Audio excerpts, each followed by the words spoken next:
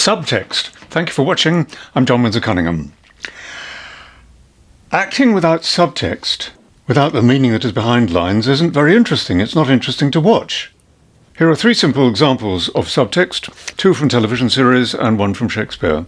First is from an extremely well-known television series in which a wife has to say to her husband the line, "I want a divorce." And the actor playing the wife has a subtext for the line, which is that she doesn't want a divorce. So she says the line like this, something like this. She says, "I want a divorce." And you know that she's frightened, or that she's still in love with him, or she doesn't know what she wants, or you know that there's a problem still, and you look to her husband to see if he realizes this, and you're interested in the scene. The next one is from a very popular television series in which a secretary goes into a boss's office, and her opening line is, "I need to ask you something." And she says the line with a subtext that, for some reason, is that she's feeling a little nervous. She's feeling slightly nervous. So she says the line, "I need to ask you something," or something like that. And we don't know why. We never find out why. Maybe she's just a shy, nervous person. Maybe it's something to do with her boss. But we're interested. We want to know why. There's something going on. And in Shakespeare's Hamlet, Hamlet has to speak to his father, the ghost of his dead father, about death. They talk about death for ages. And it's possible for the actor playing Hamlet, if he wants to, if he feels it's right, if he feels it's natural, to, during the scene, also be unhappy, be almost crying, be hurt, because his father's dead. That might be going on at the same time, so that we might feel sorry for him, which is something when you watch most productions of Hamlet, you don't feel sorry for Hamlet at all, I think. Anyway, that's something that might be going on as a subtext for Hamlet, that he's upset. Even some film stars are more interesting than other film stars. They get more respect. They're doing more. They're more serious. There's something more going on because they're doing a subtext. Actors like Anthony Hopkins are always doing subtext, almost always. And there's just more to them. And even if you're doing a monologue, just for some audition for a drama school or something, if you get 2 or 3 of the lines with something else going on behind the lines, you will just look more interesting. For experienced actors, this is very easy to do because you're working with other actors all the time. You're seeing what they're doing with their lines, and you're going to lots of acting classes, so it's natural that you gradually, hopefully, develop some other thing going on while you're saying your lines. Everything we ever say in our lives, ever, to anybody, ever, always has something else behind it. And if you're new to all this, then, well, talk to other people about your lines. Find someone from an acting class to talk to about it. Find an acting coach who understands you, so it doesn't have to be me. Go online and find someone.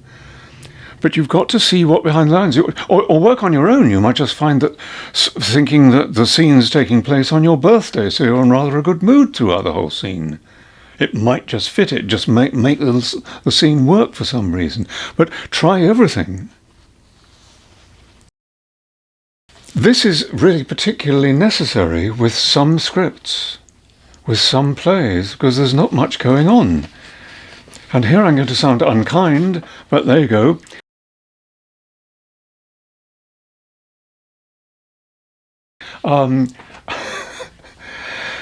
In the plays of Tennessee Williams, who doesn't know anything about women, really, well, he doesn't. He just doesn't. The things he says about women are obvious. They're obvious. They're ridiculous. Anyone in this family would know about those things. It just doesn't make any sense. He doesn't understand women. So when actors are playing the women in Tennessee Williams's plays, they need to bring some experience of themselves being a woman into the part. Then it's interesting. Then there's a reason for us to watch it. In the plays of Arthur Miller, who writes plays about social issues as though no one's ever thought of them before. They're obvious issues. Everyone knows about those issues already. They're dull. But if the actors involved in these social issues are worried, are petrified, are scared stiff about the effect of these issues on their lives, then we'll be interested, then we'll be involved. And one last thing about subtext that is particularly wonderful and exciting and fun and enjoyable, which is what acting's meant to be, of course, is not just meant to be bloody hard work, it's that when we have a subtext to our lines, we don't have to worry about remembering them. Imagine the actor in that television series going into the studio, into the room where she has to say that line to her husband. And she can have her mind completely empty. She can forget all the lines. And she can just go in and see this husband standing there and know that she's got to say something to him and know she's scared of him. And the feeling that she's scared will bring the line back to her, because the line is hers. It's not the writer's, it's hers. And she finds herself saying, I want a divorce. And it's real. It's interesting. It's truthful. But the point is, it's easy natural to remember, because the lines are just there. They're yours. So, I'll just finish by saying 5 words, which are, I wish you good luck. And when I say it like that, it just means, well, I hope this helped. But that isn't how I feel. I think that we're not dinosaurs. I think that acting has changed in the last 100 years.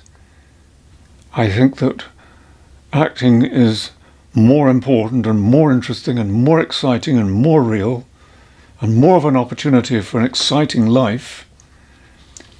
And that those 5 words mean that I think that this whole business of subtext is the main thing that matters with acting.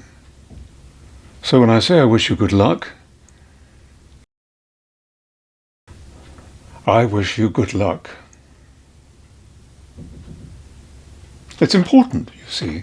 It's important to me, anyway. And there we are, subtext. Thank you for watching.